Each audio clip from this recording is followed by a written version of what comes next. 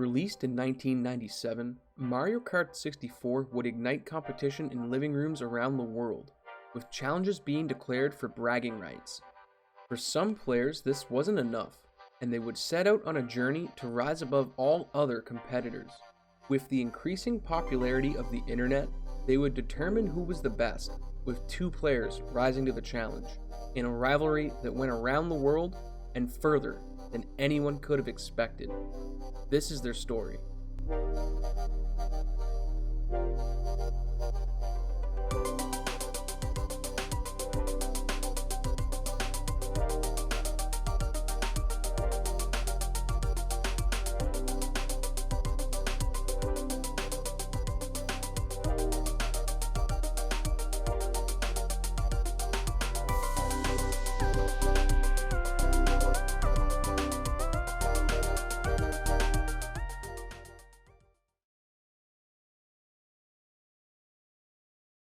There's more to becoming the best at Mario Kart than just driving around the track as fast as you can, with runners dividing the game into different categories for players to try their skill at. Since 1997, people have been running time trials and submitting times with tracks broken down by two criteria: 3-lap for how fast you complete the track start to finish, and fast lap, or flap, which is the fastest time to complete a single lap. There's a further split for tracks that have out-of-bounds skips, but we'll cover those a bit later. The board has one more distinction, and that's the regional release of the game that players play on: NTSC for North and South America, and PAL for Europe and Australia. The versions run at different frame rates, which warranted a split in record keeping, since NTSC runs faster than PAL, making it more difficult to optimize times when playing the NA version of the game. With this in mind, let's take a look at the first rival to pick up the controller, Matthias, or MR as we'll call him for the rest of the video. Get ready for a blitz of achievements.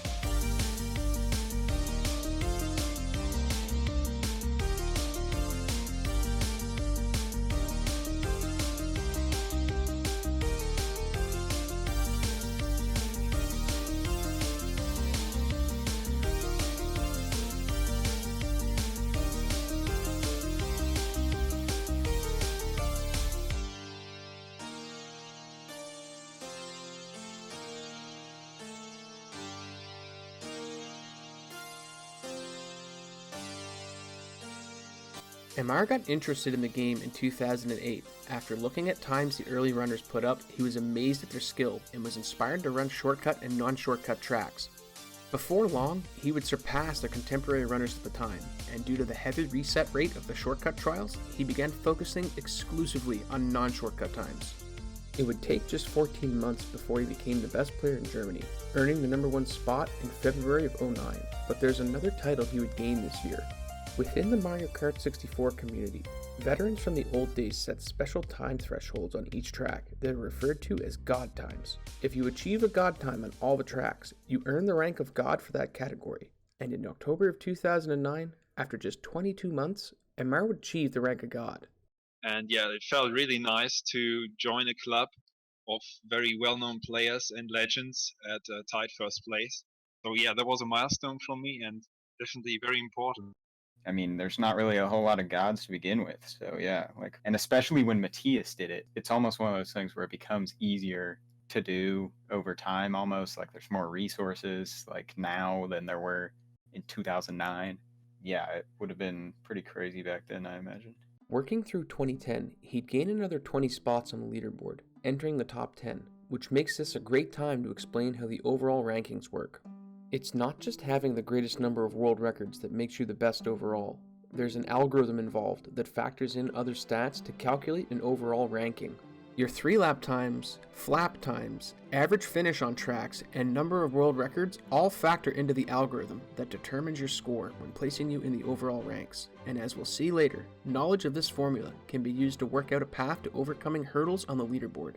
2011 would see more progress for Matthias, owing to his approach on improving his timesheet. Yeah, I always liked to have a balanced timesheet. So whenever I saw, okay, I have so and so many times into the top 100 now, top 50 now, but there are still a few missing. And my focus was always to get these remaining times into the range where I wanted to have them. And yeah, I wanted to have them all in let's say top 50 or then later top 20 and so on, before I moved on to approach other tracks again, stronger tracks of mine. In late January, he would achieve his very first world record on Wario Stadium, and over the rest of the year, he would work his way into the top 5, and eventually second overall, which leads us into 2012, where Matthias would begin challenging for the spot of overall champ. So challenging him was very special. When I became number 2 in June, I think it was June 2011, there was a huge gap to him on the leaderboard, on the ranking. I knew it would be very tough to do that last final step. It was a very big one. It was not easy to maintain a good attitude, mentality, because at the beginning he quickly got some of my world records, my first ones back. So he beat me back on a couple of tracks. 2012 would be a lot slower, but the gap between him and first was still quite large, with the current champ MJ being thought untouchable by the rest of the community. MJ was a bit of an enigma to the rest of the Mario Kart runners. He would post his PB videos to the forums and make posts occasionally, but aside from that, he had zero interaction with the rest of the players. Heading into the late fall and early winter of 2012, MR would have time to grind out more runs, and with the extra free time, he'd catch up to MJ in the average finish statistic. It wouldn't be until February of 2013 that Matthias would beat MJ in the average finish, and it was thanks to a new time in Wario Stadium, the track he took his first world record on.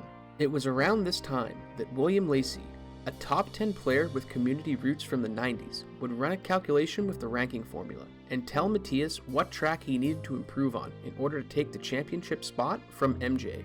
With this knowledge, he would set to work, and it wouldn't take long, because just a month later, on March 3rd, he'd dethrone MJ, setting another new time on Wario Stadium, and for the first time in 10 years, the leaderboards had a new overall champion.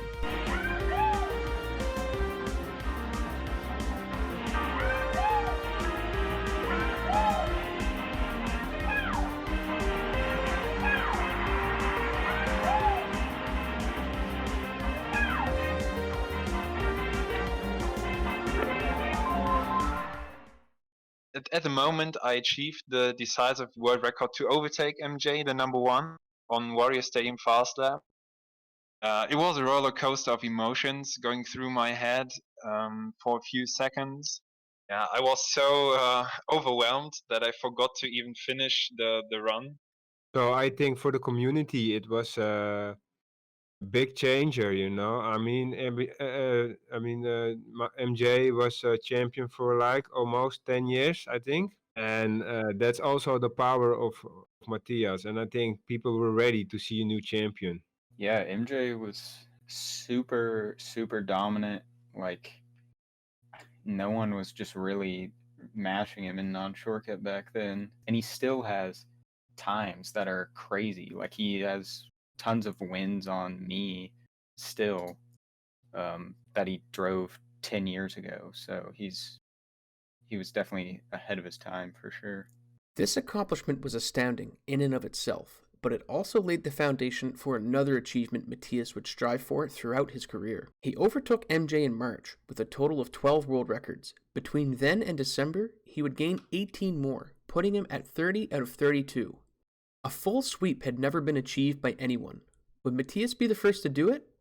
We'd have to wait for an answer to that, because in 2013, someone else started grinding.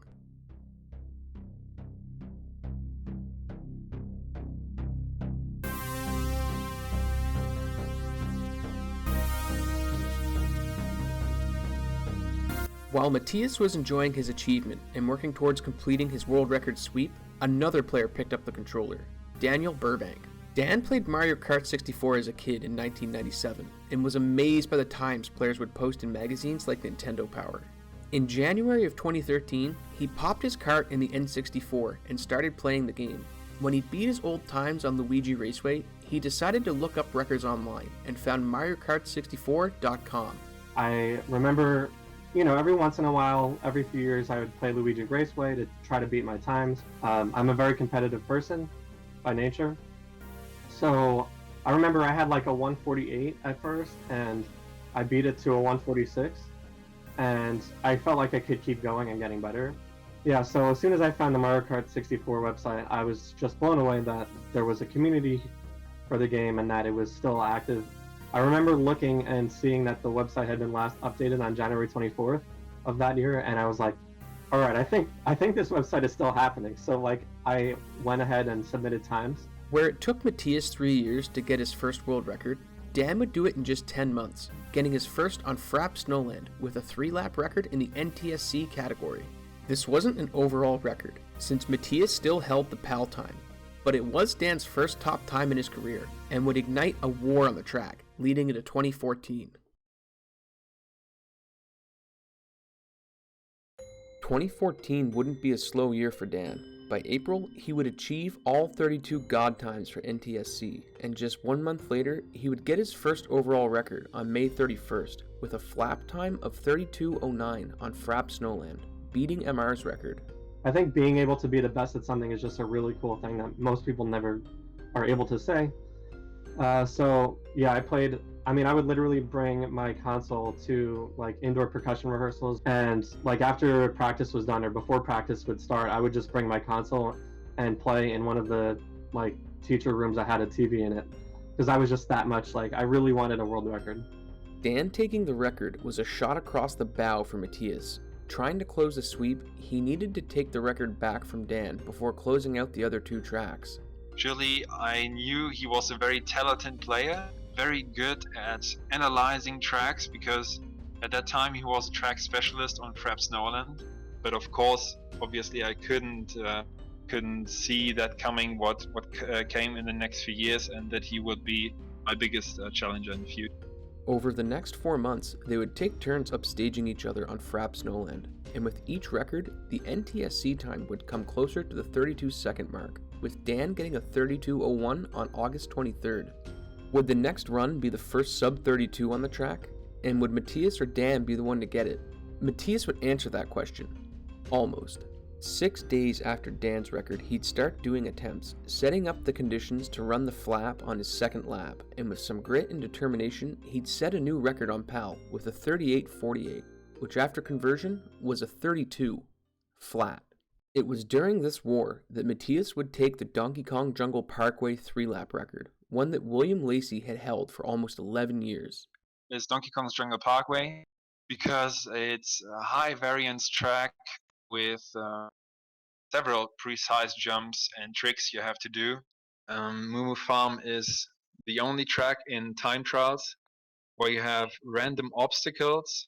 So Moo Farm offers some lovely molds, for most of us not very lovely, which pop out randomly and can ruin so many of your runs.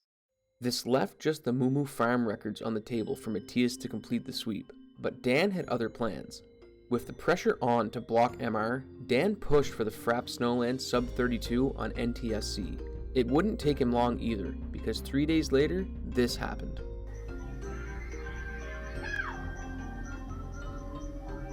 Dan locked in the world first sub-32 on Frapp Snowland on an NTSC kart, no conversion required, but he wasn't done here. He started grinding for the 3-lap time that Matthias also held, with a time of 1:40:29 on NTSC, which was the only overall record Matthias held on a non-PAL system. The big difference between non-NTSC and PAL is that on PAL, if you play, the game runs slower. You got more time to adjust and the ability to make small changes work in your benefits. The thing that definitely is harder is to drive so tight. Drive so tight on NTSC as you can drive on PAL. I mean, it's possible, but it's harder. So in the end, I think people on PAL definitely have an advantage, and everyone should switch to PAL at the top level.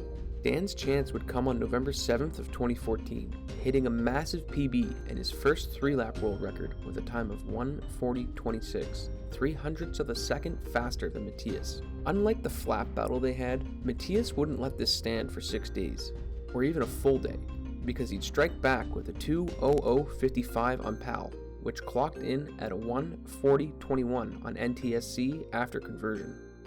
Ultimately, the sweep wouldn't be completed in 2014, but going into 2015, Dan would pick up a PAL system, putting him on a level playing field with Matthias when it came to hardware, and he'd start by taking one of the most optimized records in the entire game.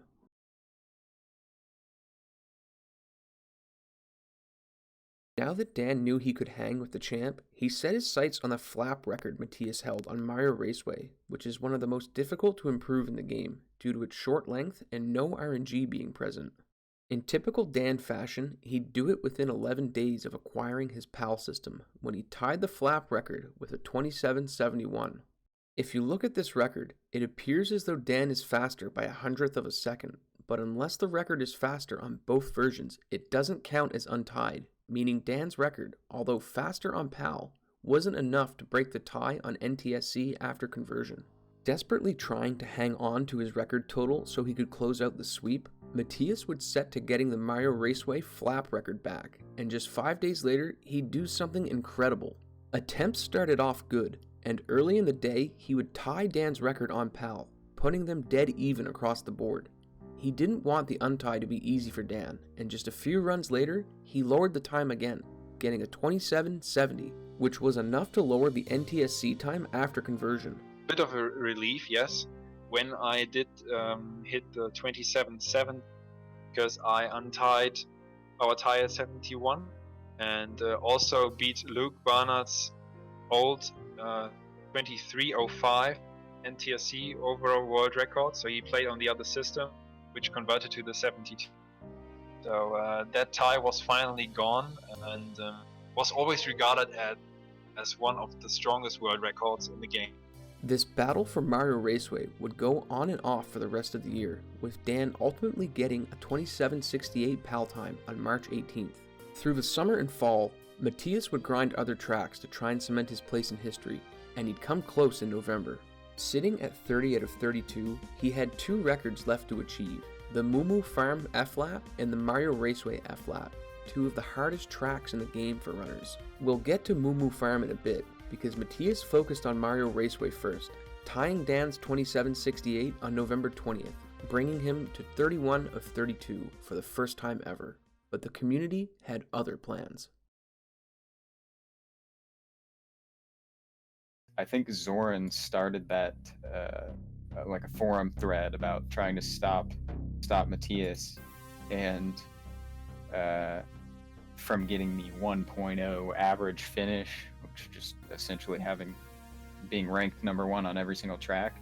Zoran started that topic as Matthias was approaching 32 back in like late 2013. The whole A1A, I don't know if I ever like took it ultra seriously as like everyone against Matthias, especially when it first started. Like I couldn't even get world records back then, but I mean, it's definitely a thing. Like the people who have the chance to get world records definitely don't want to see someone just take them all. It's one of those things where most people outside of the community and most people lower ranked probably are rooting for Matthias, because they, it's fun to see like a big accomplishment and everything. The guys who have the potential to compete for world records definitely don't want to see something like that happen. It almost just overshadows any achievements that anyone could make in the future. And it's definitely very demotivating to even like continue playing non-shortcut if something like that were to actually happen. Not wanting to let the sweep be achieved without a fight, the community formed what is known as the Anti-1 Alliance, or A1A for short. Players that were known as record keepers of various tracks set to work to lower their times and take records away from Matthias in an attempt to block the sweep. It would take only 2 days before Matthias was knocked down to 30 records, and he responded by taking the Bowser's Castle record back from Abney before losing another record to the community's efforts. I had mixed feelings because at first, if you read, oh man, all the other top players, they form an alliance against you. Sounds like you are the evil guy in the community. But very quickly, Zoki told me, yeah, don't take it personally. Don't take it too seriously. Don't take it personally. Don't be offended. Because that's just natural that all the other players have to team up and event, that one sweep. And what I also have to mention is that the A1A did their job. I only had a few days, most likely, or most of the time, I want to say. So they struck back quickly, didn't give me much time. So that put a lot of pressure on me, of course. It was a high pressure situation. It's always the highest pressure if the other people can just target one of your 31 world records, but you have to go for one single, your weakest time. So that's not the most comfortable situation to be in.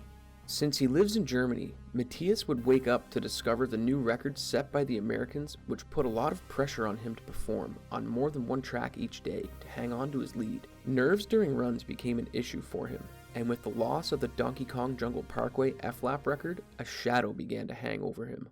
But the sweep wasn't the only big-ticket item happening in Mario Kart 64 this year, with the 2015 Euromeet taking place in Solingen through July 22nd to the 26th.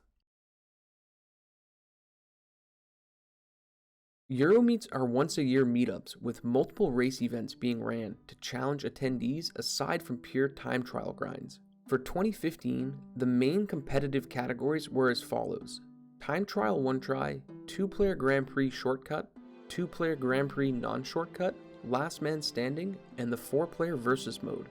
The Grand Prix and Versus Mode events have a group stage before a cut to top 8, but the Time Trial 1 Try and Last Man Standing run a little bit different. Time Trial 1 Tries have each player play a single 3-lap on a randomly selected track, with the player achieving the fastest time getting a point. The Last Man Standing event is a bit more unforgiving. All players would play off on a single track, with the player getting the lowest time being eliminated. The remaining players moved on to the next track, with the process being repeated until only one remained. This category is difficult, obviously, because you have one try. At the beginning, it's not that hard because there are a lot of people, and it's very fun because even if you have a terrible race, you think, "Oh, I'm out," and then you just come into the room and someone's just do it completely, and yeah, it makes you feel good because you passed the other round. It's one of my favorite modes. This Euromeet would be the first meeting of Dan and Matthias in person, and with categories that tested many different skill sets, it would be a great contest to see who was the best when the pressure was on. Everyone was so serious about the game, and most people, if you tell them that you're really serious about playing Mario Kart 64, will look at you like you have two heads. Obviously, watching Matthias play in person was just very, very impressive. I mean, the level of consistency and just how good he is at the game was just awesome. And yeah, to play him in the tournaments was very interesting. He was the first American karter to come over and join the Euromeet. I was only focused basically on 4-player versus. This is my favorite mode. But when it comes to the time trial stuff, I think everyone wanted to see, because then I don't think he was second that time, but he was, I don't know. But yeah, no one thought he could truly challenge MR at that point. To mark the meeting between the two rivals, a special race was held on day 1, with Dan and Matthias facing off in a Grand Prix style no shortcut match. There's only footage of Matthias's run from this match, but he won the challenge with a time of 39:26. That it's easy to play one tries and get good times on one tries when you're just sitting at home in front of your own TV and there's no pressure attached to it, but knowing that you're playing the best person in the world, and as soon as you hit the A button, everything that you do matters. There's no ability to reset and do it over, and you're just putting everything out there. It was definitely a lot of pressure. With the exhibition matches out of the way, the first competitive event to take place was the Last Man Standing trials on day 2. When it comes to individual skill, this event was loaded with talent, featuring the number 1, 3, 4, 5, 6, and 12th ranked players at non-shortcuts at the time. Due to some technical problems with his controller, Matthias would be knocked out of this event early in the competition. Dan would win match after match until he was in the finals against Zoran. The final was played on Choco Mountain, and Dan would gain a small lead over the first lap. But when Zoran was hit by a boulder on his second lap, Dan's victory was assured, marking his first victory at a meet. Most people probably don't have the experience in their lives of being under that much pressure when you're competing in some kind of gaming competition or sports competition. And every time that I compete against Matthias in particular in any kind of one try format or anything like that, there's just a lot of nerves and pressure in it. And it's a really interesting experience that like I've never honestly gone through before in anything else. The second event of the day was the one-try time trials, where VAJ, Greg, Dan, and Matthias would meet in the semifinals, and after the points were tallied, the top 2 time trialers would move on to the finals with a twist. Instead of racing simultaneously, one player would set a time, and then the other would come in blind and do their best to beat it. I honestly, like I mentioned before, I practiced one tries probably more than anyone else before the meet. And I'd obviously watched past Euro meets, so I knew the players that were there, how good their one tries generally were. But once Matthias went out on Sugarland, and once I made it through Koopa Troopa Beach, at that point I definitely thought I had a serious chance to win the entire thing. Matthias would win this set in a best of 3, beating Dan on the first 2 tracks by about half a second. Day 3 was the Grand Prix tournaments, with the first being the Shortcut Grand Prix. Dan would be knocked out before he matched with MR, but the finals saw Zoran, the runner-up from Last Man Standing, facing off against Matthias. He would lose the first 2 tracks, which meant he needed the next 2 straight, or it would be a clean sweep for Matthias. After having some bad luck with the skips in the first 2 laps, he was behind by a considerable amount, and when Matthias used a lightning bolt, the match appeared to be his. But Zoran had one chance to get ahead, and by hitting a difficult wall jump, just as the lightning bolt ran out, he was able to steal the game and stay alive in the match. No, never. Because I'm kind of guy, that always goes for the shortcuts, If there is a chance, I will always believe I can do it. Mario Raceway was taken decisively by Matthias, earning him his second event of the meet. And with Grand Prix non-shortcuts up next, the rest of the competitors were preparing to face him in his strongest category.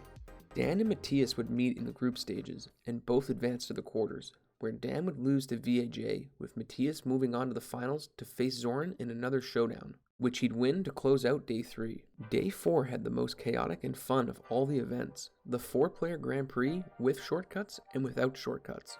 These races require not just perfect driving, but awareness of items on the track, and in the other player's hands. Each 4-player versus event would see Matthias, Zoran, and VAJ each claim a spot in the finals, with Dan failing to make the final cut in either event, encountering difficulty with the multiplayer formats. Everybody wants to hear from. Well, I think my multiplayer. I'm understanding better how to do it multiplayer now, but not to the point where I'm not making a million mistakes. And I think Kyle pointed out that I need to learn the bomb locations. So yeah. Much like their Shortcut Grand Prix tournament, the 4-player versus Shortcut tournament would come down to the final track, where a first place finish would give either player the win.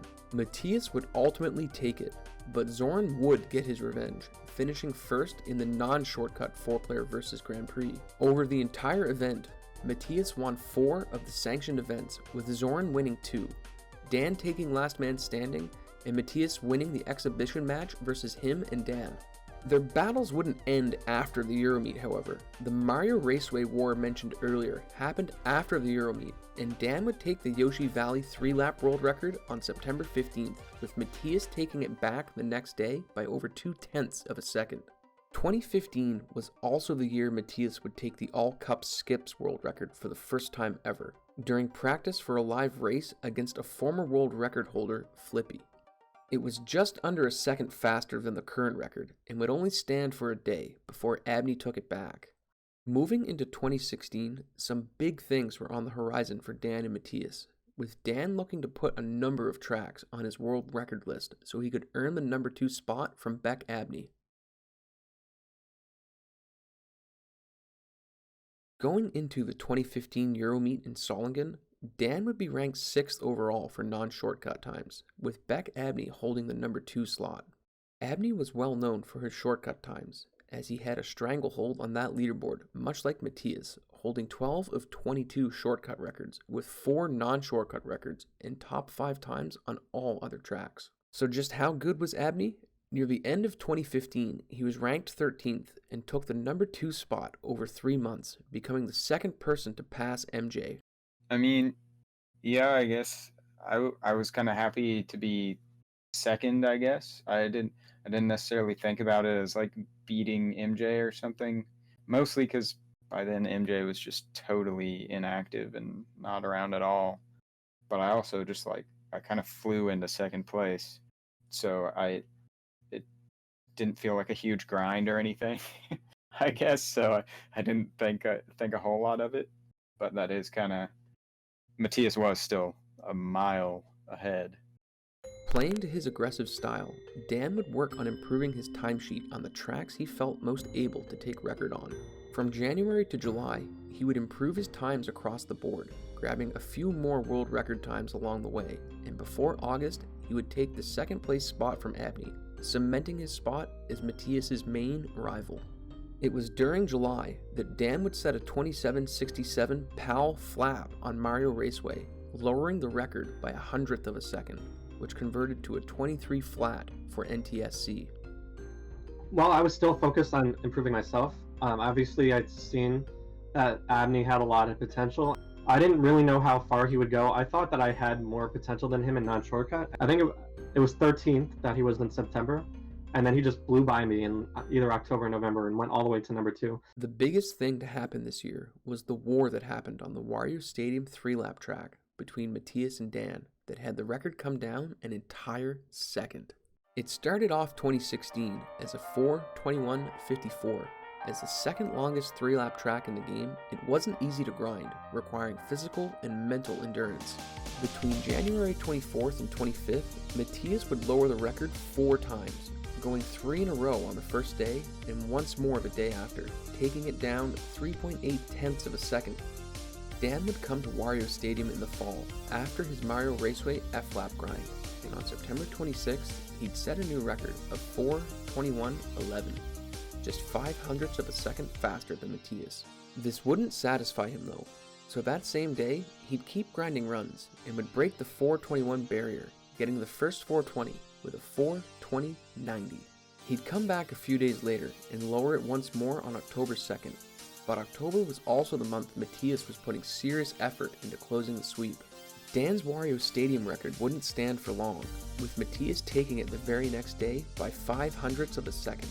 Dan would respond in kind on October 4th, lowering it by another 3. Then 2 days later, Matthias would drive the race of his life, setting a 4:20.48, and move on to the other records he needed for the sweep. Working through the rest of the month, he would take the DKJP 3-lap, Calamari Desert 3-lap, Yoshi Valley F-lap, and both Mario Raceway records.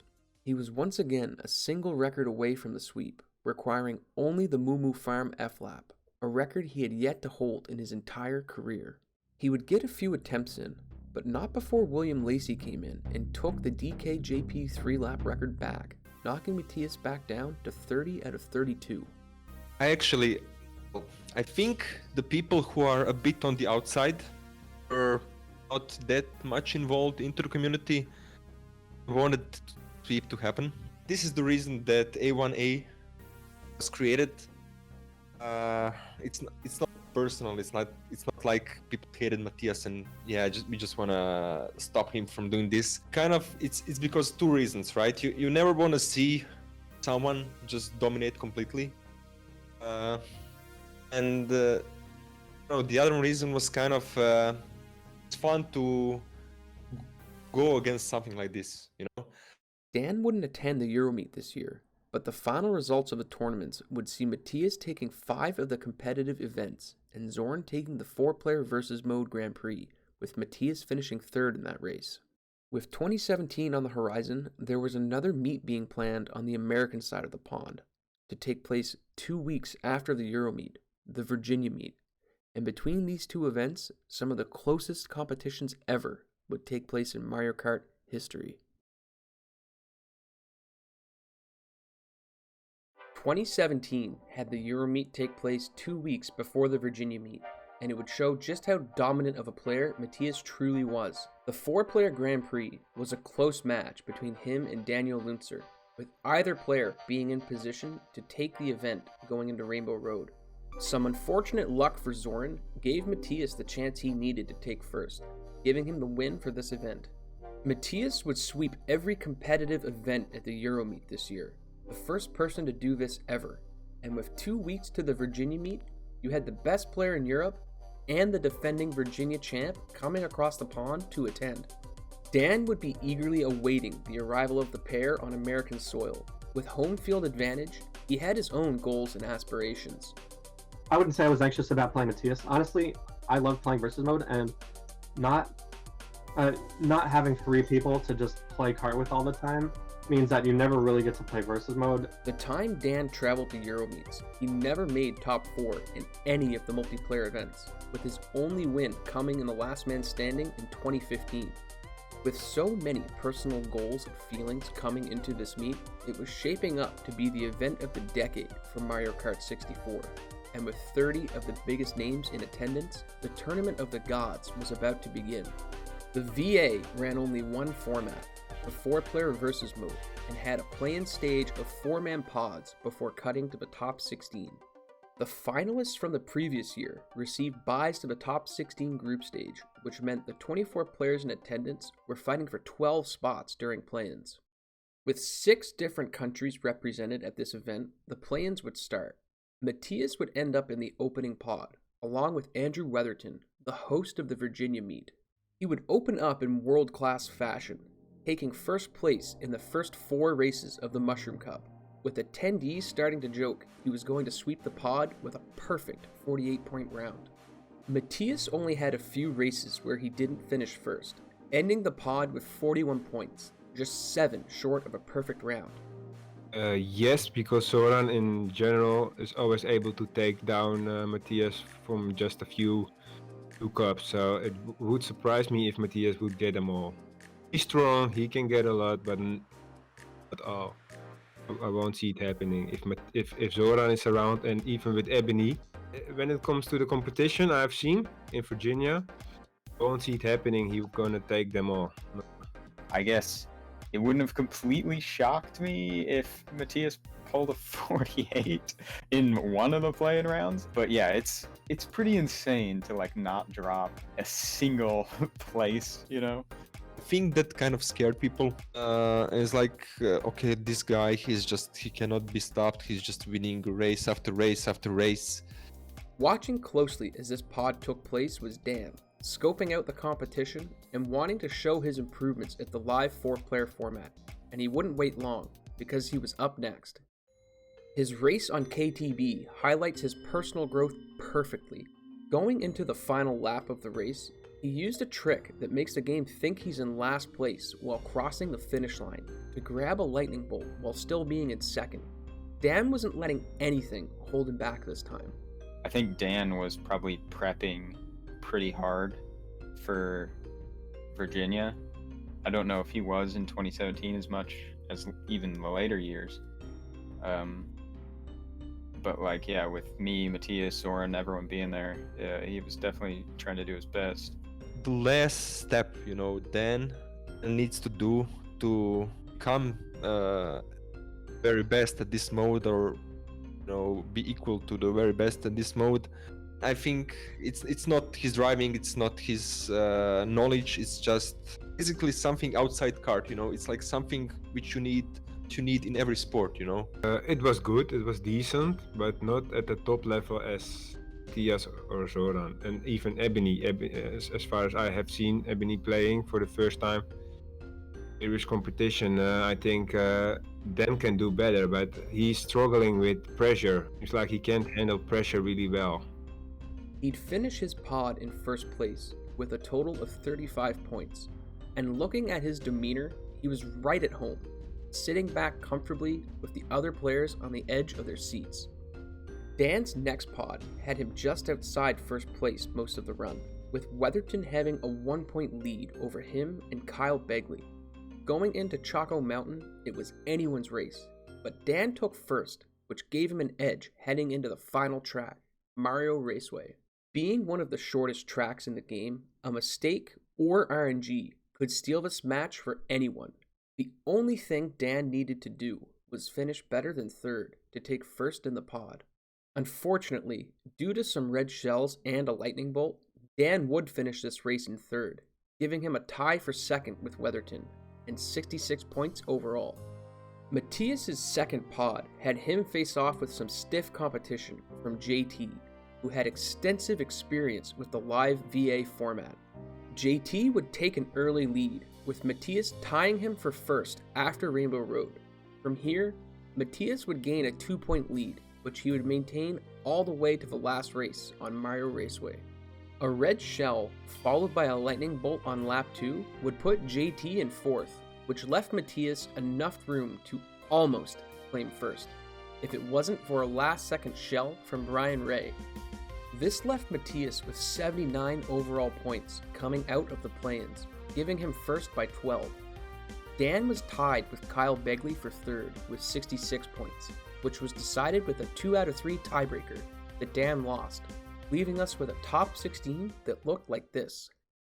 Having won the VA in 2016 with an incredibly close finish, Zoran had a bye into the top 16, along with the 3 other finalists. So with the top players in the world now active in the tournament, the games were just beginning. Dan's first pod would be the opener for the top 16, and he found himself opposite Weatherton, Jimbo, and Abney, the former second overall non-shortcut player and the first overall shortcut player. Me and Dan might have gotten in like a couple practice rounds or something. I imagine we did. I hadn't played any of these guys really in live formats. This was my first event. The Mushroom Cup had Dan and Abney fighting for first, with Abney having a 1-point lead as they went into the next batch of races, the Special Cup. Dan would tie for the lead on Yoshi Valley, then get ahead on Banshee Boardwalk, and maintained a 1 to 4 point lead on Abney for the rest of the set. Dan would only have to wait for another pod to finish before his second round of the top 16 started. With Matthias having not taken to the field yet, Dan had another contender to worry about, the defending champion, Zoran. Honestly, I wasn't at all. I would say that I think one of the things I'm most notorious for in kart is that for whatever reason, I'm just able to play for really, really long periods of time. My time trial sessions can be hours and hours long. You know, me and VAJ would stay up till like 7 in the morning just playing Mario Raceway fast lap. Despite getting off to a rough start with back-to-back 4th place finishes, Dan's demeanor never changed, sitting back stoically as he prepared for the next tracks. He'd take first and second in the next races to finish off the Mushroom Cup, with Zoran and Frankie being tied for first going into the next race, DKJP. Frankie with the lightning on lap 1 here. Oh, he sent Zoran off. With an insane series of events happening at the finish line between Dan and JT, he'd take first, making the spread between the top 3 players come within a single point. With the lead trading closely for the rest of the pod, it came down to the final track, which Dan happened to hold both world records on. Above all, he needed to place higher than Frankie, as that guaranteed him first, and with a flurry of flying red shells, he'd get the finish he needed, with Zoran taking first in the race, but Dan's second place finish gave him enough points to win the pod. This was one of the best matches, yeah, I remember. And if I have to choose my top 3 Virginia Meet matches, the 2017 final, the 2019 semifinal, and that match. I really enjoyed that match. And as for Dan, the component he misses is his kind of maybe confidence. Totaling 64 points, Dan was guaranteed a spot in the semifinals, but we're not quite there yet, as Matthias had 2 full pods left to play. Hot on the heels of Dan's pod, Matthias would find himself in the company of Weatherton, Brian Bosshart, and Nathan Stinson, who had multiple finals appearances at the VA. Coming out of the Mushroom Cup, Matthias had accumulated 10 points. Boss and Stinson were tied for second with 5 each. The Special Cup had Matthias accumulate another 9 points, increasing his lead over Stinson, who now had 13. As the pod progressed, MR's dominance became apparent, and he would finish the pod with 35 points, 11 ahead of the second place racer, Boss. After like 20 hours, at least 20 hours of travel overseas in the plains and so on, I was so tired when I arrived there, and they were excited to meet me and took me to the upper floor, play a special highly rendered HD version of Mario Kart 64. Weatherton set it up, and yeah, he was excited and handed me a controller and said, come on, play. Want to see you playing? And I was so damn tired. Very nice to play, but I was so fatigued that I didn't perform well, of course. And I think they were very happy how the round went for them against the number one. But there was not in any tournament round. And of course, when I played these three guys in the tournament, I performed quite well. His second pod saw him playing against Frankie, Mark Jones, and Jake Walter, with his Mushroom Cup going exceptionally well, grabbing 11 points moving into the Special Cup. With a catastrophe of an ending happening on the end of DKJP, you can see Zoran and Dan over Matthias' shoulder, scoping out their likely competitors for the semi-finals. I'm actually a big fan of Frankie, so always wanted to see Frankie advance. I really like his style and his focus, so yeah, I'm always rooting for Frankie. I'm the person who always wants to go against the best. So yeah, MR, I mean, I have to go with MR because really like to play against him, even though it's hard, but I think these are the moments you remember, you know? I mean, obviously, as far as winning and moving on, I would have wanted to see not Matthias or Jones. Actually, the person that I really wound up wishing that I didn't have to face was Brian Bosshart, because I hadn't played a practice round against him ever, so I really didn't have a sense as to how his style was. Despite everyone's efforts, the German juggernaut couldn't be stopped as he finished another 41-point round, making him not only the sole player to break 40 points in a round, but pulling it off twice. That's pretty nuts. There were like a bunch of the top 10 players were there, and yeah, for him to just be getting insane rounds like that, it was pretty nuts for sure. This gave us a top 8 consisting of 2 pods, with the top 2 in each moving to the finals. Dan's pod was up first, and it was stacked with talent. Defending champ Zoran, 2-time champ Jones, former champ Boss, and Dan, the number 2 ranked time trials player. This was going to be close. Yeah, I thought that I had a good chance to advance to the finals. I was certainly not taking anything for granted. But one thing about Zoran, for whatever reason, he tends to take the earlier rounds easy, and when he gets to the later rounds, he really turns it on, and he just puts a lot of pressure on you, and really attacks players. I thought I was the favorite. I basically tell myself it's just even when I get a bit nervous, I always tell myself these guys are more nervous than I am, and I can act more calmly than they can in difficult situations. Leaving the Mushroom Cup, Dan's pod would have a 3-point spread between first, second, and third, with him having 6 points after a rough Calamari desert. The Special Cup had Boss and Zoran tied for first at 14 apiece, with Dan trailing by 2 points. With 8 tracks left to race, this was still anybody's round. The Star Cup didn't go so well for Dan. He only picked up 3 points over 4 races, putting him to 15. But Boss and Zoran were tied for first at 23 each. Dan needed 4 second-place finishes to force a tie, which meant he needed some first-place finishes to seal a spot in the finals. He took second on Toad's Turnpike, which kept his hopes of making the finals alive, and another second-place finish on Frapp Snowland, with Boss finishing 4th, meant he had a shot. An early bolt from Boss on Choco Mountain had Dan fall to 4th, which put his chances in jeopardy, and after a critical mistake caused him to fall off the track, Dan set his controller down and conceded the race.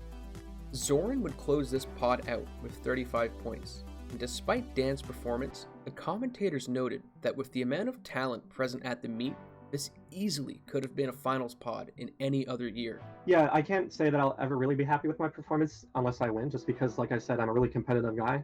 And I think that should be your goal always, is to do the best you possibly can, because why else would you compete unless you're trying to win? The other semi-final had Beck Abney, Jim Barrett, Brent Dennison, and the Euromeet champion Matthias. The Mushroom Cup went great. If you were Matthias, he'd take first in all 4 races in decisive fashion. Continuing his first place streak into the Special Cup, he had an incredibly close finish on Yoshi Valley with Abney before sweeping the Special Cup in first as well.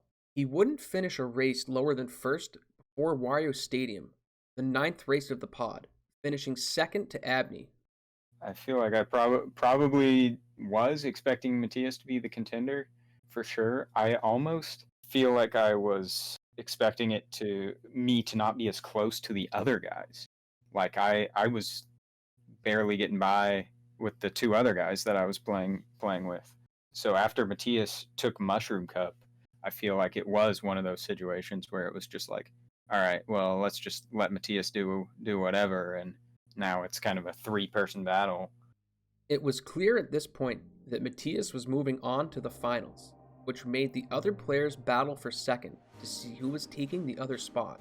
Going into Royal Raceway, Abney had a 2-point lead over Jimbo and Dennison, which he would extend to a 4-point lead going into the last 2 races of the group. After Choco Mountain, Abney was locked for second with 18 points. Matthias finished with a whopping 43, doubling second place and netting his 3rd 40-point finish of the tournament. Yeah, that definitely was one of those situations where it was like Matthias was out ahead, so it was just kind of like we were all just competing for second. So whenever I had a good start at a single race, they did not target me as much as before.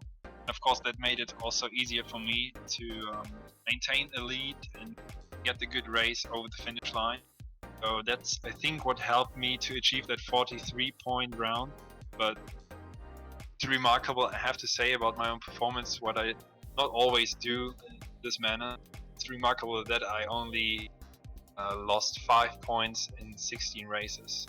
The finals would be stacked, with 3 of the top 5 time trial players in the world, and Boss with a Virginia Meet Championship under his belt from 2012. Zoran wanted revenge for Matthias' sweep of the Euromeet, and this being Abney's first VA, he wanted to show he could hang with the established live players. Oh, so bad, so bad. In the meet, you had a feeling that it was great. And I wanted to win so bad is because I lost in Euros, to MR, and this is the reason I really wanted to win. But I already felt pretty good just being in the finals, so I was kind of just happy to be there. But once I kind of came out to that lead that I had, I was like, oh man, I could definitely do it. How bad? Pretty bad. I was maybe the most nervous I've ever been in any tournament. So in my mindset, I knew this was probably the only time I will play in this final, at least against these guys in this scenario.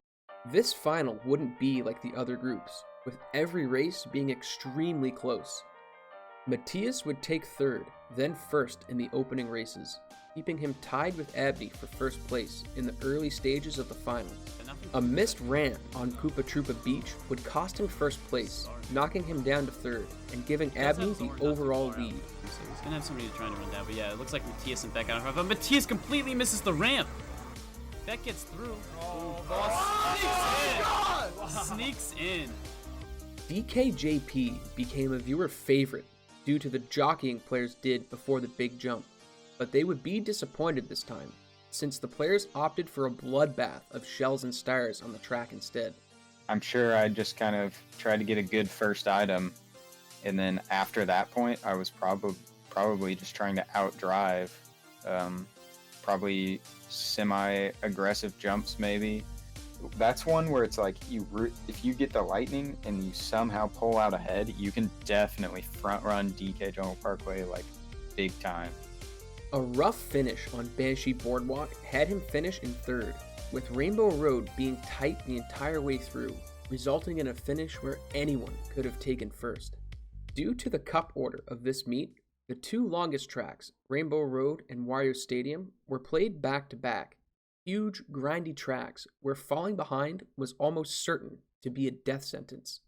A play by Abney would send Matthias to 4th place during the 2nd lap, and this deficit would be compounded by bananas placed along the race line. He'd get his revenge on Abney and take 3rd place, but this race saw Matthias fall to 4th overall, with only 4 points separating 4th and 1st. Going into Bowser's Castle, Abney and Boss were tied for 1st at 17 points, with Matthias and Zoran sharing 2nd with 16. There were only 5 tracks left in the finals, and it was anybody's title to take, with Bowser's Castle reversing the roles, seeing Matthias and Boss now being tied for 1st, and Abney sharing 2nd with Zoran. We got a tie behind him with Beck and Zoran. Look at this. 19-19, 17-17. All to play for in this final cup. He's gonna get one. He gets through his own trap. And he sends the blue. Whoa, that's unfair. Matthias, I thought he was gonna use this. I got his side, it's not gonna matter, but it is gonna lock him up to 2nd place. Shock dodge, double shock dodge actually. That's gonna help the prop betters, I think. Zoran with 3rd. Green that was there. Yeah, Boss gonna win it. Boss was out in front by a bit. Oh, Boss, that was. Yeah, there it is. This is enormous for Matthias. Boss trying to salvage a point here. Get a bolt here, and this will give him much more of a chance. Some triple reds. He's gonna have to fire all of them. Hope for the best. Yeah, it's not gonna work. Oh no, that's pretty much it. All right, so here's the scenario. Boss or Beck need to win and need Matthias to come in dead last. Zoran has been eliminated from the championship and cannot pass Matthias. Yeah, such little room for error there. If you run up against the side of that the grass there, you're getting caught. There's nothing he can do right now on Matthias. Yeah, the boom might have to be with Boss. Might be going for a bolt. Just anything, just any power items is what he needs right now. Takes the Jimbo route. Yeah. Interesting he's doing that. I mean, Matthias out in front, got half a lap remaining. Yeah, here he goes. He's gonna take these trees out. Right through the sand pit. Coming around the final corner. Ladies and gentlemen, Matthias Rustemeyer, your 2017 Virginia Meetup champion. Congrats to Matthias. With this finish, Matthias became the first player ever to be the overall champion at the Euro Meet and Virginia Meet in the same year, and put to rest any doubts about how great he really was. Oh, it was amazing. I think this was the best round of the top 3 rounds I have ever played and I have ever seen. But I think it probably is the best. Even though I was there and I lost. It was pretty crazy. I think if I remember, I might have had like one of the biggest leads in a final blown. So I think I had a massive lead, which was pretty insane because it was my first 4-player tournament. I'd pretty much never done any multiplayer at all. It was so close between the 4 of us coming down to the final race. I think anyone could have won. 2017 had to be one of the craziest years for sure. Yeah, I really enjoyed playing in this atmosphere, in this location with all the people who were there. I felt really thankful for hosts, the Weathertons, because they did something which you cannot take for granted. They let 30 people to their big house. Like, they were very, very welcoming and friendly, beyond what I expected. And when I finished first and won it, I was really exhausted, but also super, super happy about how the final went. And the crowd demanded a speech from me. I begged for a few seconds to breathe, and then I caught my breath again and held a very short speech. But that moment was very sweet, and I will never forget it. This would also be the year Matthias achieved his first and only world record on Moo Moo Farm F-Lap, making him the first player in history to have held every record at least once, a feat even MJ never accomplished. Despite his semi-final elimination at Virginia, Dan had a great year in 2017 outside of live meets, getting his world record total up to 11 on July 1st, just before the meet, And in March, he gained the NTSC champ title on 2 different days, which he lost back to Matthias. Dan had an unsuspecting accomplishment waiting for him in 2018, however, and it was something nobody expected.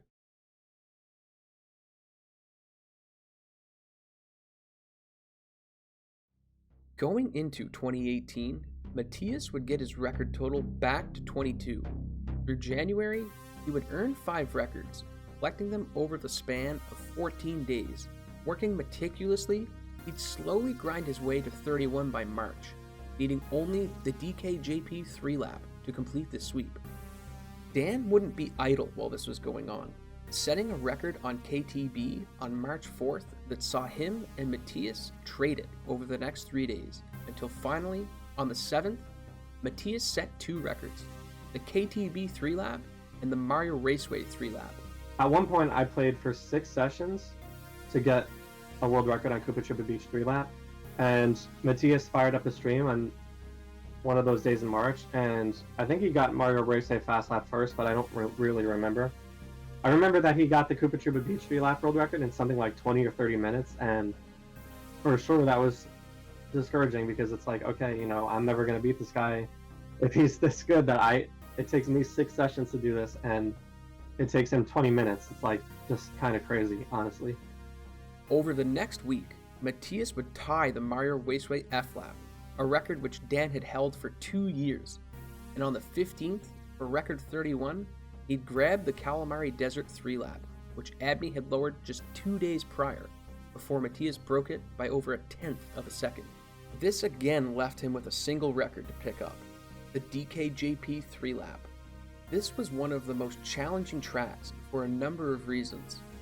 The layout has tight race lines and a high reset rate, in addition to Lacey being the gatekeeper for this track for the last 17 years. And this time it was DKJP 3-lap missing.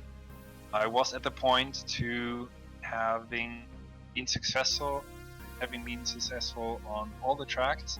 You get 32 unique world records at some point, but not at the same time. So that's a different scenario, different mindset, because you know you already had that one. So let's go and get it back. At 31 world records, I felt the pressure again to perform in short time window people would give me, people of A1A. March 18th is a day that will live in infamy, not just for Matthias, but the entire Mario Kart 64 community at large. With Matthias at 31 records, Dan would boot up attempts on DKJP to try and lower the record. He didn't have much time to play this night. He hadn't planned on doing attempts, but a gut feeling had him play for an hour. When this hour was up, he'd log a time of 2:12:16, a PB improvement of 0.25 of a second, and a new world record by 0.19. Dan would go for a drive after this. He knew that he'd lowered the record. He didn't think the track was optimized enough to stop Matthias from getting a new one. He thought the sweep was imminent. I was always of the belief that people should try and stop Matthias from achieving 32 world records, just because any great achievement that happens in sports, like, you know, if Tiger Woods passed Jack Nicklaus, or, you know, the Golden State Warriors won 73 games, I feel like those achievements should always be done with as much competition as possible, so that you can really say, okay, that person really earned it. You know, I didn't want to see 32 out of 32 happen. While Dan was karting in real life, Matthias started running his own record attempts at the DKJP 3-lap time. Having just logged a 2:12:50 on the 16th, Matthias had a lot of time to save on this track. He grinded for an entire session, losing run after run to the intricacies of the track, and at the end of his efforts, he'd walk away with a 2:12:24. Had Dan not ran attempts just an hour earlier, Matthias would have beat Lacey's record and completed his sweep. But a single hour of runs by Dan blocked the sweep by Matthias on a night Dan typically wasn't streaming. From here, things only got worse for Matthias, with Abney taking Calamari Desert 3-lap back on March 23rd, followed by the Rainbow Road 3-lap record in early April. Zoran would get his revenge for his losses at the 2017 and Virginia meets by taking the DKJP flap record in May. which he still holds to this day. Pressure to perform on Matthias came to an all-time high when a video by Our White Goose chronicling the sweep was released, adding to the hype of its completion and driving a lot of traffic to Matthias's channel. But surely, when Goose released that video to cover my journey attempt to do the sweep, it brought so many more people into my stream that it definitely did not help in terms of pressure management. It was not easier. It was just a tiny bit more pressure, I would say. His stranglehold on the leaderboard would lessen going through to the end of 2018, with Dan taking a few more records just before New Year's Eve. He would take the no skips world record from Abney briefly by just 0.2 seconds. But with 2019 around the corner and Dan planning on attending the Euro meet, there were big things on the horizon.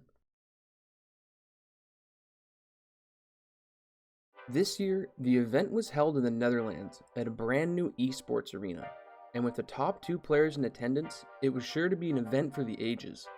After day 1's non-competitive events, day 2 was started off with the last man standing for the players in attendance. The first track was Rainbow Road. Since this is the longest track, the players opted to do a first lap fastest time instead of all 3 laps, which saw Matthias and Dan log the fastest first laps in the group. The top 3 would see Zoran and Dan trying to block Matthias from taking this event in consecutive meets. With the semi-finals on Banshee Boardwalk, Dan and Zoran would set mid-207s for their times, which left Matthias to play. He drove a safe first lap that was just between Dan and Zoran's opener, but his next 2 laps were exceptional, clocking in a final time of 2:06.98, putting him head-to-head with Zoran on the final of Frapp Snowland. Yeah, I was obviously disappointed. I remember being extremely nervous on that Banshee Boardwalk. I definitely felt like I could have had a chance to beat him, and was obviously disappointed. But it is what it is. You got to perform under pressure if you want to win. With the sting of Matthias beating him at last year's Euro and Virginia meets, Zoran put his best effort into the last man standing finals, logging a 2:02.46. Matthias would come in half a second ahead of his first lap, and going into his final lap, he'd increase it to a full second, winning the last man standing event with a 2:01.17. Also, it's more that people are in fear of Matthias. There are some examples. I mean, he's even started saying it, lately, because he's always saying to me, somehow, every time it's close, but somehow I always win. I think he actually cracks under pressure. If you really watch at some of these key moments, he makes more mistakes he usually does. But I actually don't think he's that clutch in the key moments. The second day 2 event was the One Try Time Trials tournament, and to no one's surprise, Matthias and Dan would take the first and second seeds coming out of the group stage, which meant they wouldn't meet head-to-head unless both of them made the finals. The semis gave the higher seed choice on if they wanted to race first or second, with Matthias opting to go first against Zoran, and Dan opting for second race against Daniel Lunzer. Matthias would encounter a devastating glitch that had him fall through a level, which cost about 14 seconds. Since this is a blind format where you don't get to see your opponent's time, Zoran had no idea the time he needed to beat was so slow. He'd missed the tunnel jump himself on his first lap, but his next 2 laps had no major mistakes, and he'd take a game off Matthias. It wouldn't be enough, with Matthias taking the next 2 tracks off of Zoran to move on to the finals, but the other semi-final hadn't taken place yet, so all eyes were on the Battle of the Daniels. Dan would beat Lunzer on Rainbow Road by 7 seconds, which set the tone for the semi-finals, with him sealing the deal on Chaco Mountain. For the first time since 2015, he'd meet Matthias in the finals of a live event. Matthias has won this one always, I think also against Dan. It did not surprise me. I mean, they are the top 2 players. They are next level, They are for another world. I don't know how they get it, how those times they drive. It would be a best of 5, played on Yoshi Valley, Frapp Snowland, Banshee Boardwalk, and if needed, Moo Farm and Sherbetland. Matthias drove a 1:45.04 on Yoshi Valley, just 3 seconds slower than his world record at the time. Dan would resume his same relaxed position from the 2017 Virginia meet and sit back in his chair as he cut corners on the track, logging a 1:48.17, giving Matthias the first victory. Perhaps Snowland would be a different story. This was the first track the two competitors went to war over for world record, with Matthias holding it at the time with a 1:59.95, record that still stands to this day.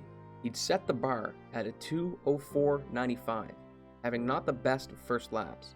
Taking nothing for granted, Dan drove a god time for his 3-lap with a 2:01.36.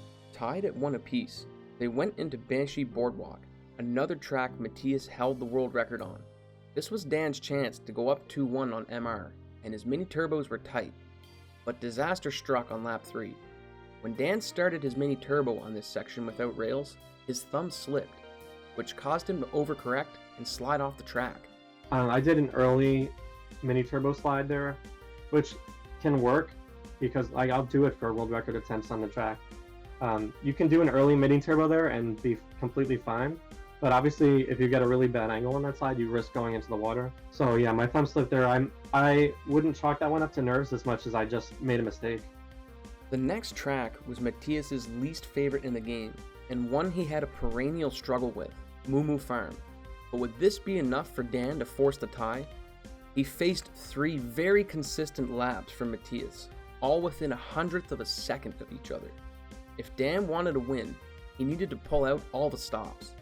Missing a mini turbo on lap 2, Dan opted to go for a high-risk path when he used his mushroom, in a line that would cut some time off, but go over more molehills. Then this happened.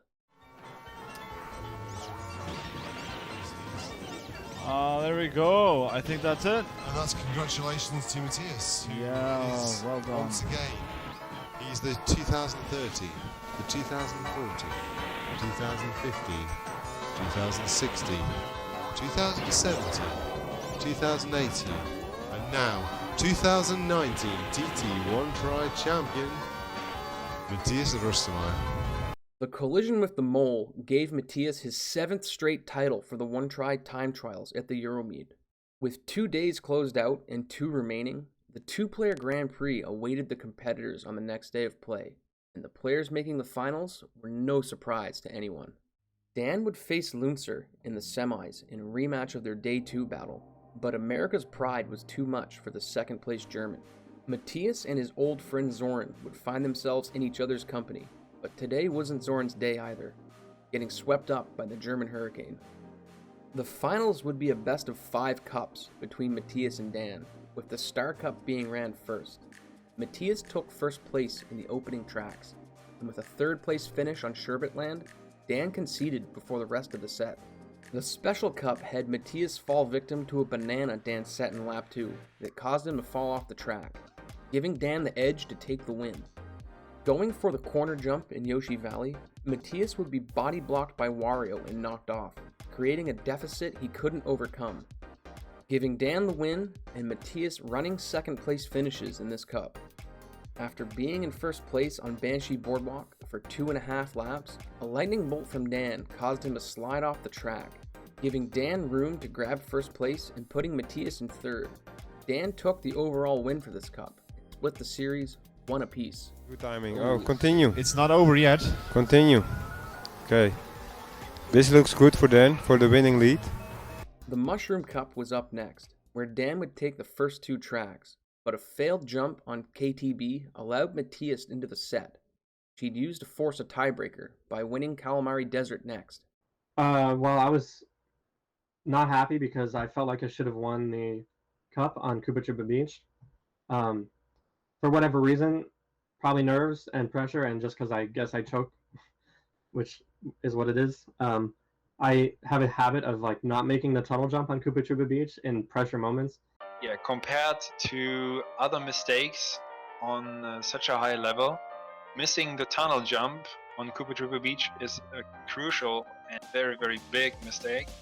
The tiebreaker would be played on Luigi Raceway, with Matthias picking up a lightning bolt on the 2nd lap, while Dan was in 1st.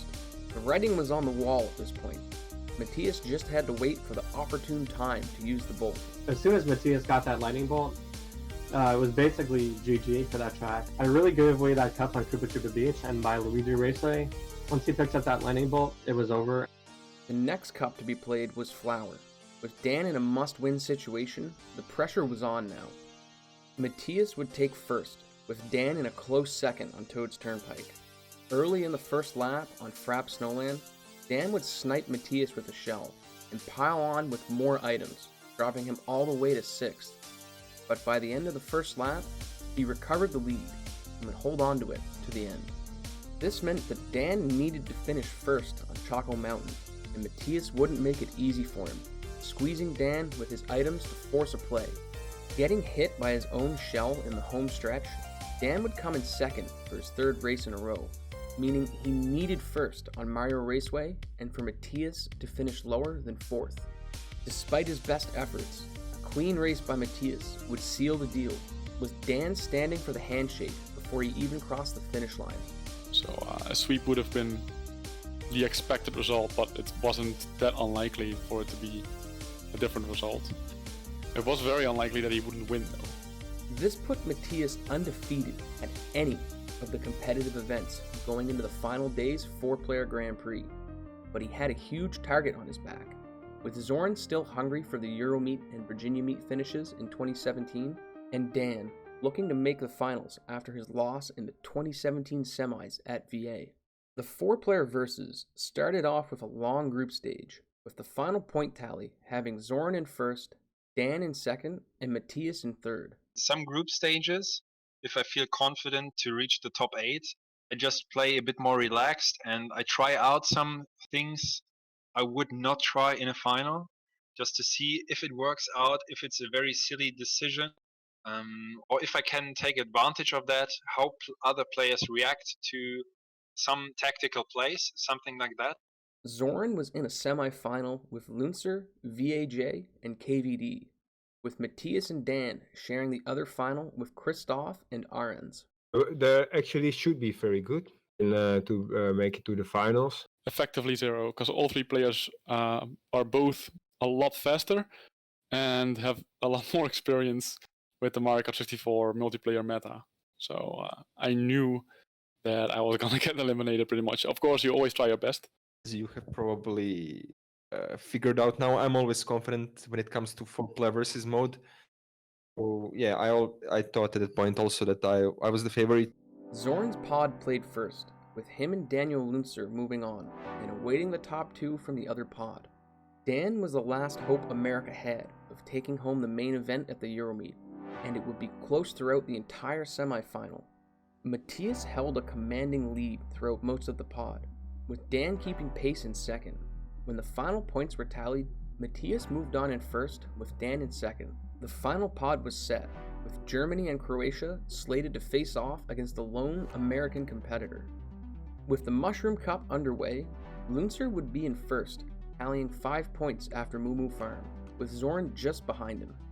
Matthias would pick up a second place in Koopa Troopa Beach, with Dan taking second on the final Mushroom Cup track, with all the players getting on the board. I always thought of this cup as kind of random. It kind of trained me to not be worried at all after the first cup. I felt like I still had a chance after Mushroom Cup. Obviously wanted it to go better, and after Mushroom Cup I felt like I could still come back, but it's just a lot of pressure, and you really feel like you have to deliver a solid performance and start playing really well, and there's a level of urgency that you have to have after a bad Mushroom Cup. The Flower Cup was one that Matthias was known to be especially strong in. He'd show everyone why. Taking first on 2 tracks, with a third and second, he closed the point deficit between him and Luncer, with Zoran in a close third and Dan struggling with 5 points and 8 tracks left to play. Yes, on the track, Lance. Luncer got finishes it. first. Oh, Yeah, oh, he does. oh. Matthias became second. And Daniel Burbank is last again.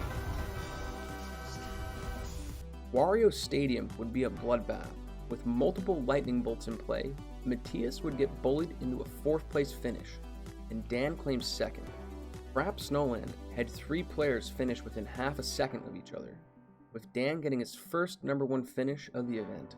The point totals here were Zoran with 19, Luncer with 16, Matthias with 15, and Dan with 10. The group had 6 races to decide who would walk away with the European crown. By the time there were 6 tracks left, I wasn't thinking that I was probably going to win, but I was still, enjoying versus mode and trying to do the best I could. Royal Raceway saw Lunzer and Matthias tie for second in points, with Dan picking up a third-place finish. Bowser's Castle had Dan and Matthias battling for third place, with Dan getting hit just before the finish, allowing Matthias, fresh off his own tumble, to finish third for the single point. Going into the Special Cup, Dan didn't have a shot at taking first, having only 11 points. With Zoran and Lunzer tied at 21 apiece, and Matthias trailing in second with 19, the German juggernaut was well and alive for his 7th consecutive overall Euromeet title. BKJP had Zoran finish first with a 3-point lead, but as David Mall on commentary points out, so we have Zoki now out to a 3-point lead with 3 tracks to go. You wouldn't take my bet now, would you, though, on Mall? So Matthias usually wins when he needs to win. After Yoshi Valley, Zoran's lead was by 2 points, with Matthias and Lunzer tied at 23. Dan knew he was out and resolved to play for pride. Again, I'll never really be happy unless I win, just because that's the goal. And I wasn't happy with that round in particular, but on the whole, I felt like I did decently well at the Euromeet last year. But knowing that I'm not one of the strongest versus players yet, I wasn't too upset with myself, but obviously still disappointed that I didn't do better. Banshee Boardwalk saw Zoran and Lunzer trade first throughout the 3 laps, but coming down to the finish, Dan had taken first, with Zoran in second, and Matthias hot on his heels. Then this happened. What's in these items? Triple greens, that is not what Matthias the wanted. He makes the shot! He made the shot! He had shrooms, he didn't use his shrooms. 25 to 23 to 26. So it's between Soki and Matthias. That's it. With that banana, Dan allowed Matthias to take second, putting him 1 point behind Zoran with Lunzer in third, leaving a long, grindy rainbow road to decide the winner. In all honesty, when Zoran, I think he shot me with a green shell or a red shell or something, and when he did that, I dropped the banana completely reflexively, just as a reaction, because it's like, okay, someone shot something at me, I have to use my item. Like, not even a plan. It's like, I need to do this, or I'm trying to affect the result. So I did not drop that banana intentionally to make Zoran lose. Never thought that would be possible. It was crazy. So much happened in such a short time. All of a sudden, I still had a chance to win on Rainbow Road, the final track. At that point, I really thought, okay, I really have it, So it's not just the race, but the tournament. Seriously, this was second part of the lap 3, right? At that point, I was, okay, Matthias is too far back. All I have to do, I don't even care about first place, right? First place. I just need Dan to go ahead, smooth, get first, I get second, I get 2-point lead for the Rainbow Road. I cannot lose that. It's like, I got this, right? The players played tight the entire way across the track, with the lead shifting multiple times. A tie on points between Matthias and Zoran would give Zoran the win due to tiebreakers. Matthias' only path to complete victory was to finish ahead of Zoran by at least 2 places. Coming into the 3rd lap, Matthias was in first, with Zoran in second, and Dan right behind him. This is where things got interesting. No, that was Dan Lunzer's bolt. So we should be looking for Matthias to wait for Dan Burbank to use the star before he uses the bolt. Never used the star. Oh, there we go. Yes. Zoki took his chomp and he's down to 3rd. As things stand. Unbelievable. Okay, so Dan Burbank in 2nd. He can't use his star until after this lightning runs out. So now he should just be able to. We need. Wow. Ladies and gentlemen, the champion of 2019, Matthias Rustemeyer. Zoran wouldn't get his revenge, and Dan wouldn't get his victory over Matthias. At the end of the day, the pride of Germany was too much for anyone to handle. When the pressure was on, he performed. I don't even know how you could possibly question that he's the best at live events of the people that are in the community. Absolutely. In Grand Prix, it is probably least likely to occur. 4-player versus, he can absolutely be beaten because there is also a luck component. Not always the best player wins. Of course, there is a lot more going on than luck. Let's be clear about that. There is a reason that Matthias almost always wins. Yeah, I would. I would definitely say yes. I think he is the best in almost every multiplayer mode currently, and I think the time trials also on the live match is also one of the matches Matthias can lose. I was really close myself, so I think he can be taken down, but he's just so precise, you know. He's so Matthias is really a master. Matthias is the master. That's all I have to say. There's a saying in sports entertainment that the Undertaker doesn't lose at WrestleMania, and for Mario Kart, it was clear. Matthias doesn't lose at meets.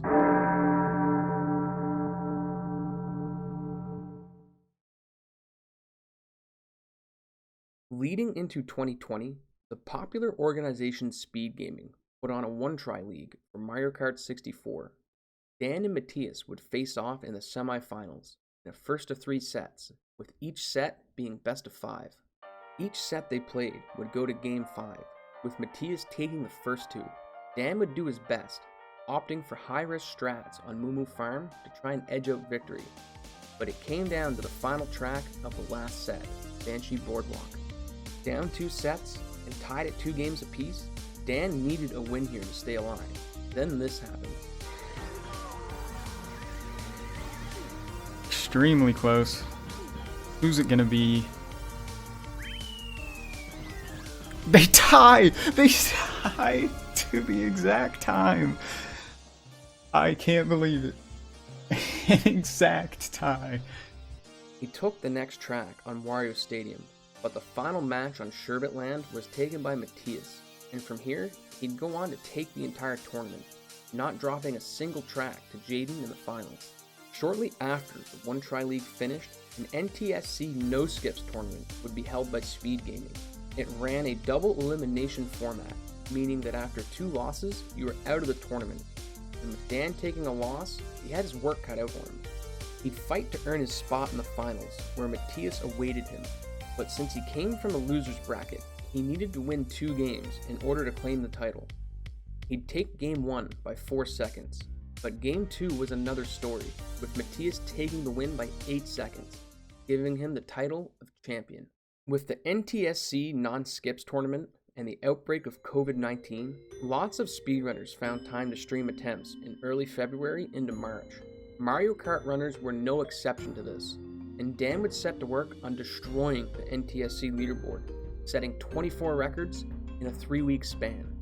Runners in the community started calling this the Dandemic, as he set NTSC records with unprecedented speed.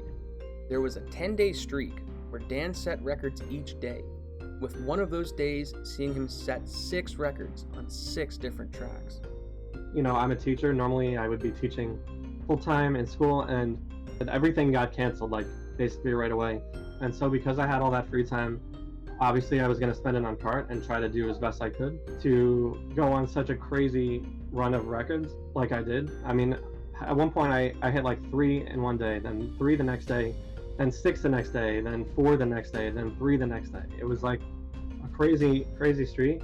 Lots of these weren't overall records, since the PAL time was more optimized, but Dan's dedication and commitment to the grind had a lot of people wondering if he could transfer this momentum into overall records and challenge for the title. He wouldn't give them an answer, because after dominating the NTSC leaderboard, he'd shift his focus and start doing attempts of the All Cups No Skips category on speedrun.com that was currently held by Abney. He got on a run on May 6th that saw him gain time incrementally through the final 2 cups of the run, being on world record pace going into Rainbow Road. If Dan drove just slightly above average, he'd snag the world record by 3 seconds. A collision with a banana on lap 2 had him question his pace, and going into the home stretch, he missed 3 mini turbos, which had him finish 0.8 behind Abney. It wouldn't take him long to get on another fantastic run though. He started off heavily in the Shadow Realm, with Calamari Desert costing him 5 seconds alone. The Flower Cup saw him make those 5 seconds back up though, saving 3 seconds on Mario Raceway. A gold split on DKJP would put him in the green for the first time in the run. Flying through the turns and jumps, he'd save almost 2 seconds on this track.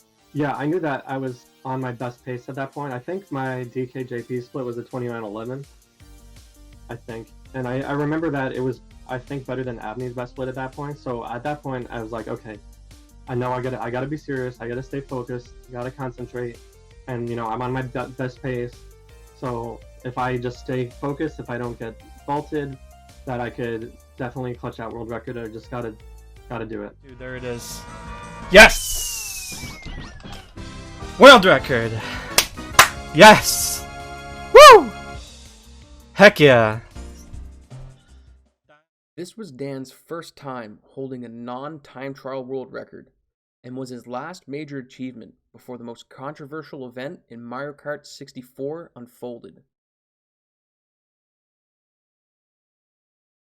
On June 11th, Dan, in collaboration with Jake Wheeler, DSX, and Dusky, released a video of secret times he had been hoarding since March of 2019.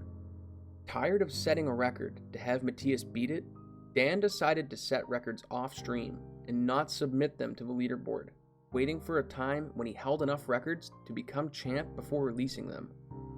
It's something that, first of all, I have to say that I know was wrong and shouldn't have done it. It was, that was not the thought that was in my head, was a questioning, oh, is this the right thing or not? It was that I wanted to be the champion, and I knew, or at least I felt at the time, like I would probably never be champion unless I did something like this. Most of the world records I've driven over the years, like Matthias, when he comes back and plays the next session, he'll beat it. And it's not always one session, but whether it's 1 or 2 or 3, he would just always beat my records back. But between late August and mid-April, there's almost no time that I have to play, just because of how involved I am teaching music in so many different groups. But I'm 31, and I've been playing this game for 7 years competitively, and I don't see myself putting in 7 more years competitively like I have the previous 7. So yeah, I saved, like I said, I started saving some world records here and there. Along the way, I was also releasing sometimes because I did want to make it, honestly, make it look like I was still playing. I knew obviously that if I just didn't release any times, it would look suspicious, and people would be like, oh, what's going on? And again, I think it was wrong that I did this, but I did intentionally mislead people into thinking that I was, only had a few records because, I was releasing a few that I did actually get, but not releasing other ones. And again, I would say that what I did absolutely, even though it was not technically cheating and didn't technically break any rules, that I knew what I was doing was wrong. His plan almost came to light in early 2019 as David Mall saw Dan's first hoarded time on a stream where he showed it off accidentally. He ultimately submitted the time, but one record time on Dan's cartridge didn't raise alarm bells for the community. There weren't any questions asked about any other unsubmitted records. It was at this point that Dan started using another cart of the game so this didn't happen again. And with the release of the Horde video, he knew the other carters would have something to say. My very first thought was, wow, what a great times. How did you do that? Then later I realized, it's not from just a week or 2 weeks, because it was a really long video. I realized he was hoarding the battle Matthias and Dan actually had all those years vanished in just one single video. I think it's a sad way to discover that people are able to reach your level and try to defeat you, and to do it this way. It's not good for competition, and it's not fair also for the fact that Matthias lost his streak 7 years and that dropped down to 0. He was close to the number 10 and beat MJ. Now it's all lost, he couldn't even defend himself, and I think that's really sad. My initial thoughts were, oh, this is great, this is awesome, because as I told you, I love competition, I love to see guys go against each other, and now that it's over, I really want to see, them battling out, and now, they have the same starting position. See, let's see who's the best, right? I was absolutely outraged. I couldn't quite believe what had just happened. For MR's reign for such a long time to be broken like this especially brought in such a way that seemingly that group of people didn't seem to, have any wrong in doing it that way. In fact, they seem to celebrate it and encourage it, and that just completely set me off. And I think I was one of the first ones in the Mario Kart 64 Discord to address that point. And people just, I don't know, they didn't seem to, be that upset with it until like a little while later, and some more people dropped in with their opinion. But yeah, my first general opinion was that this is an absolute terrible move. Yeah, so my thoughts about this is that, in particular in this instance, the manner in which it was conducted really went against one of the main values that we have in the Mario Kart competitive community, which is competitiveness. So by basically going behind the back of a rival for this long, even like this was going on when they met face to face at the championships, I think, it's just a negative thing overall that this happened. Of course, it was not per se against the rules, but the fact that Dan felt the need to write a long apology, I think already speaks volumes to, the, let's say, quote unquote shittiness of this action. Confused when I first saw the video with some random PRs before slowly dance times were shown with strange dates I could not understand at first. Then when that sunk in slowly, I was shocked about time period of hoarding, the complex plan behind it, with all the chatting about imaginary or maybe true sessions he had, where he was very open about his progress. Then I was very angry because, in my opinion, that's the closest you can get to cheating. But then I was very sad because I had met him in person. I don't want to become too emotional, and it is now almost 1 month ago, but it still makes me sad again if I think about it, because I invited him to my place before the Hero Meet, a couple days before. He stayed at my house and I gave him a ride to the venue, so we had a good time. But there was already in summer 19 when he was hoarding times and telling me lies. Not only to me, it hit me the hardest, I think, but of course he lied to the community. So he did that, and therefore I lost all the respect for him I had, sadly. I think it was Kyle who released this video on his channel, so he saw it very lightly, just like, oh come on Matthias, here's another challenge for you, just got beaten, so beat him back like you always do. But it was more than that. It was really very tough hit, to the point where I felt betrayed. With a community divided over what to do, they looked to the manager of the Mario Kart 64 website, William Lacey, and a few other long-time and respected community members make a decision moving forward. I think compared to what happened, it's a fair decision. So they have to force Dan stream live from now on and do his gameplay, and I think that's fair. That's fair, you know. In Dan's case, of course, I think it is warranted, this kind of ruling, especially because if he continued this practice of not submitting his fastest times, we would lose Matthias, basically, as a competitive player, because he would have retired. It is really weird that all of a sudden, after a few days, or I don't really know like when he posted that, but really soon afterwards, he did a full 180 on his mentality of hoarding. Whereas right when he unhoarded, he was very much defending his actions, and then after the thread had been made on the forum and discussed, he does a full 180. It's really hard to, suddenly take that as a real heartfelt apology and be totally fine with him returning. So definitely some kind of punishment should have been made, and I think that streaming is a very lenient way for Dan to still be able to keep playing, keep participating in the community. As far as streaming requirements, I completely understand and support those for me in particular, and respect whatever the community decides going forward as far as streaming requirements for anybody else. I already have ordered, and they just came in the other day actually, was an input display as well as a webcam that I set up for my hands. With his title taken by the suspect methods that Dan chose, Matthias had a sour taste left in his mouth. He ultimately decided to go for it, set out on reclaiming his title. Yeah, first of all, I have to say, after a few days where I just thought about this whole situation and shortly considered retirement, I got so much support.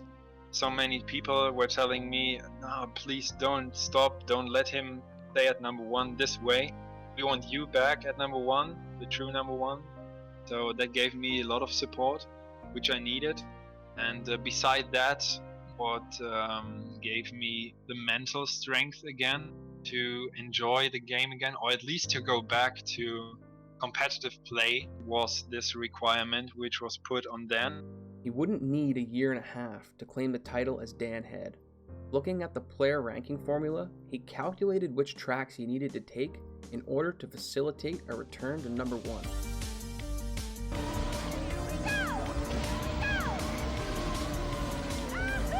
Come on! Yes! Step one, guys. On the way back to glory.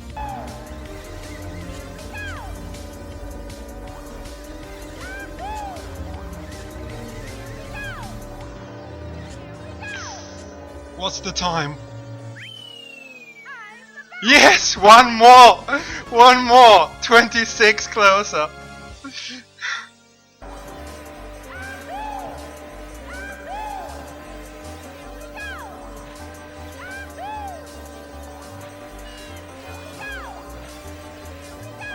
What is the time? No, it's not enough.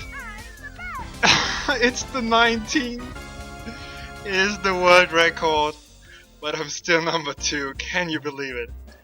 His stream on the 20th saw him attempting the Calamari Desert F lap and Sherbetland 3 lap to no avail, but on June 21st, he set to work on improving his Royal Raceway 3 lap time.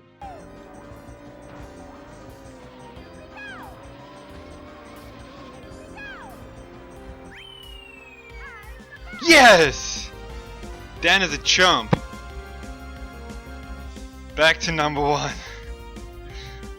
What a roller coaster run. It's not the world record, it's only 0.03, but I don't care. God. After being uprooted by Dan in a controversial manner, Matthias had regained his title by posting a 0.03 second improvement on his 3 lap time, continuing his 7-year reign as champ and putting to rest any doubts as to who the best really was. Yeah, so there are 2 possible answers there. It all depended on Matthias's reaction to the unhoarding. So there was a distinct possibility that he would just retire and leave the scene.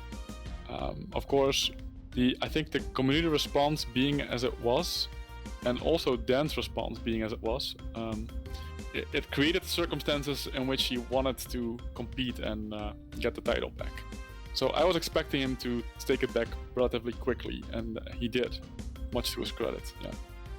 So when I saw Toad's Turnpike for the first time when he started to decide to go on, was really confident he could get a world record, and when it happened, I thought was he will regain his title for be fast, you know. If you ask me now, is Dan able to regain as well or fight back for the title? I think Matthias has a big partner to battle with, so it's a really big rivalry now. No, of course I didn't think I would get it back to so soon. And how did it feel? Of course, it felt really great. I mean, I got so much support in the audience on Twitch and the community over all the platforms. Although this rivalry ended on a sour note between the two competitors, it's one of gaming's longest, spanning over 7 years on one of the oldest speedrun games in existence. Through the time trial battles to in-person meetups, the two shared their ups and downs, with their names being immortalized in gaming history as two of the best ever pick up a controller. Thanks for watching.